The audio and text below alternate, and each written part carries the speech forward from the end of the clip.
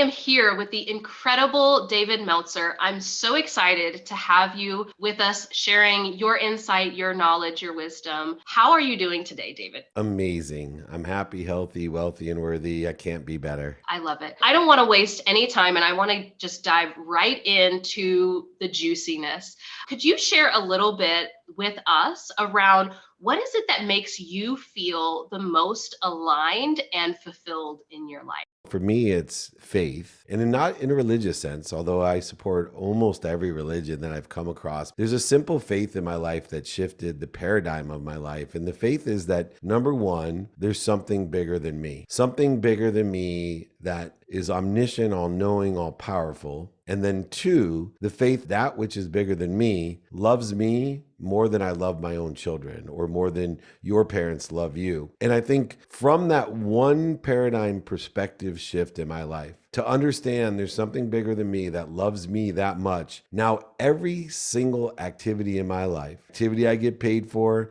activity I don't get paid for, activity planned, unplanned, and even my sleep becomes a promotion and protects me and allows me to get to a better place, a better position. In other words, it puts my mindset, my heart set, and my handset in the right trajectory to what I want, not what's missing, what I don't want, or what other people want from me. That simple faith takes pain, setbacks, failures, voids, everything in my life, and instead of it being punishment, like 99% of most people, it becomes promotion. Oh, that's incredible. I love your reframe around faith because so many people automatically associate faith with, oh, that it has to be religious. But really, what I'm gathering from what you're saying is that faith is simply a trust in something bigger than yourself, but also includes you. So, what do you perceive success to look like? What does success mean to you? Success is, for me, a term of speed. See, successful people enjoy the consistent, persistent pursuit of their own potential, but they get fast results,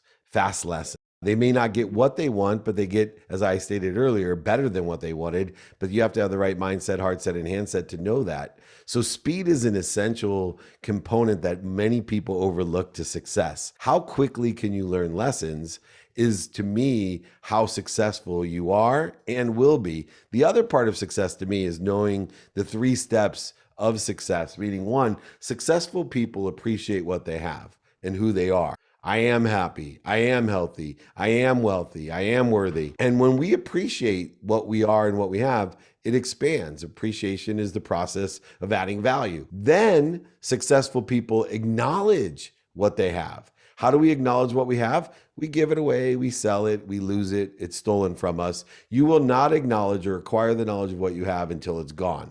Then the third component that all successful people do that most other people won't do is they then ask for more to fill the bigger void that they've created through the appreciation and acknowledgement process. If you appreciate, if you acknowledge, and you ask, you will be successful. You will expand and grow and accelerate everything that you want faster and more accurately. So for me, it sounds like there's a big component of risk that comes into play in the pursuit and the creation of success. So I'm curious, are there any signals that you perceive that would let you know that you absolutely should dive into something or that you shouldn't dive into something? So asked another way, how do you know when you're on the right track?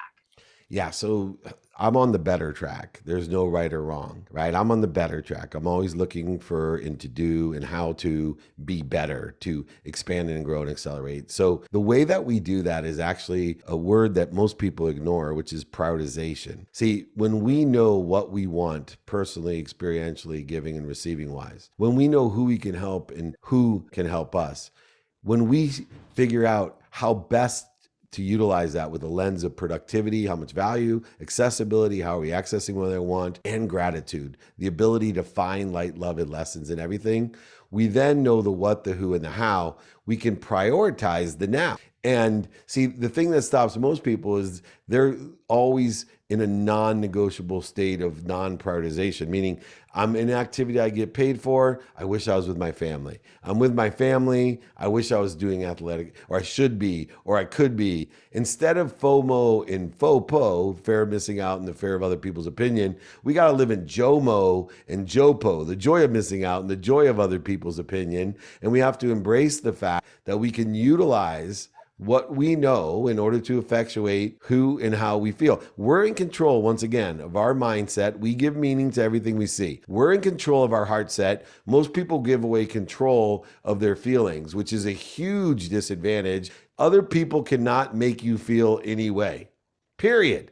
You make you feel your way. You're in control of your heart set. And then, of course, the handset. Do you have the desire that you must be what you can be to expand, grow, accelerate, and compound the good behaviors and good ideas and get rid of the negative behaviors and negative ideas? I absolutely love this concept of prioritizing. So when you're looking at prioritizing passion and profitability, if those ever come into conflict, because I know that you have a reputation for being an incredibly heart-centered entrepreneur, so I'm sure this happens.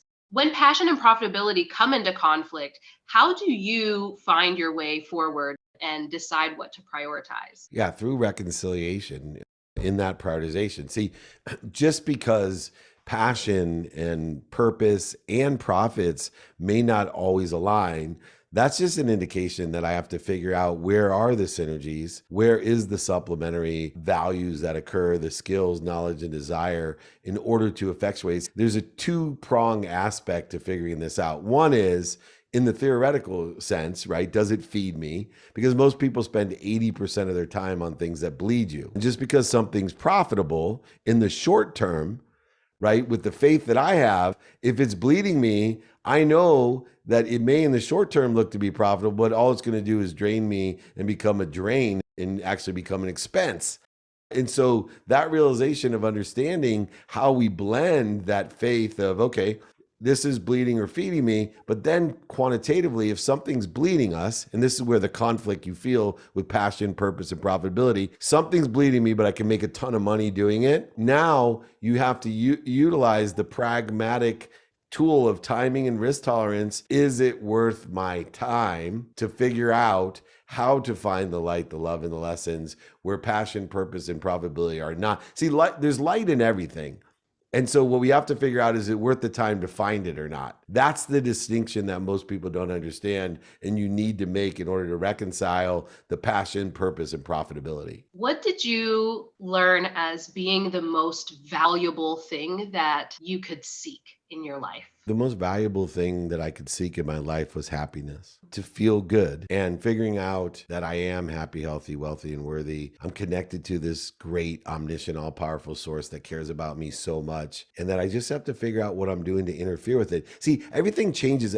When you have your own children and you think, if my son asked me for something, what would I do? If it would help him, I would give it to him. If it's going to hurt him, I will protect him from it. My son went to go reach in to touch the stove because it looked intriguing, exciting, and fun to touch. I'm going to slap his hand and scream at him. In his mind at 3 years old, he looks at me like, Dad, why are you punishing me? This is what happens when we don't get the job we want, when we don't get the girlfriend or boyfriend that we want. This is what happens. We think, oh, God, why are you punishing me? I didn't get what I didn't get to buy the house. The house was sold before. Oh my God, they never be, right? I see people all day long. You're not being punished. You're being protected and promoted. Once you have that faith, I promise you, only good things and better things are coming your way. You got to keep that mindset, heart set, and handset aligned. You got to do your best, learn lessons, and have fun. Life is not difficult. If you do your best, learn lessons, and have fun, I promise you'll make a lot of money, help a lot of people, have a lot of fun, and be happy. I love it. So I want to make sure to honor your time, but is there anything at all that you feel on your heart that you just have to spread? You have to share it, or you're just going to combust? Yes, always. And it's the same thing. Life is not difficult. All you need to do is be kind, do good deeds. You're happy, healthy, wealthy, and worthy. Figure out what you're doing to interfere with it. and you will be happy. Thank you. Oh, thank you so much for sharing that with us. I know this is going to reach so many people and be an inspiring light for them to do just that, to seek happiness and do it at all costs. Thank you again so much.